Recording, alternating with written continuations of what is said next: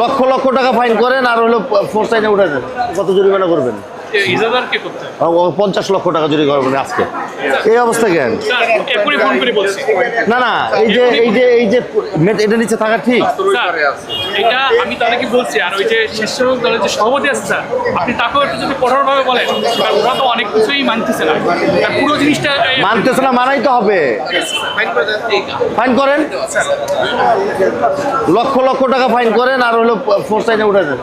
এটা তো হইলো না, এটা তো আমি সব জায়গায় সুন্দর ব্যবস্থাপনা, এখানে এসে তো দেখলাম এটা আমি এখনই বলেছি, তারপরে আধা ঘন্টার ভিতরে না নিলে ব্যবস্থা নিচ্ছে। বলেছি না, এখানে থাকবে না। এটা ওই সাইড মেট্রোর নিচে থাকার কথা না, রাস্তা মেন রাস্তায়। এখানে গরু দেখেন কতগুলো আছে, সব ফাইন করেন, একদম গণহারে ফাইন করেন না, তাহলে হবে না তো। এটা ফাঁকা থাকো, কিন্তু গরু বসবে না, গরু ছাগল কিছু দুই সাইডে বসতে পারবে না। আমাদের দুইটা প্ল্যান স্যার, যে এই রাস্তাটা যদি মেইন রাস্তাটা ফাঁকা রাখি, তাহলে যারা গরু কিনতে আসবে তারা সুন্দরভাবে গরু কিনতে পারবে।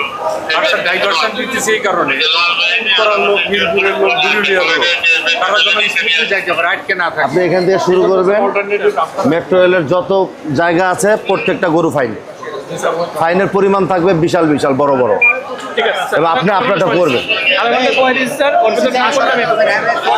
দুইটা জিনিস হয়, এটা সরাইতে হবে, না হলে জরিমানা কে পার গরুর প্রতি কত জরিমানা করবেন?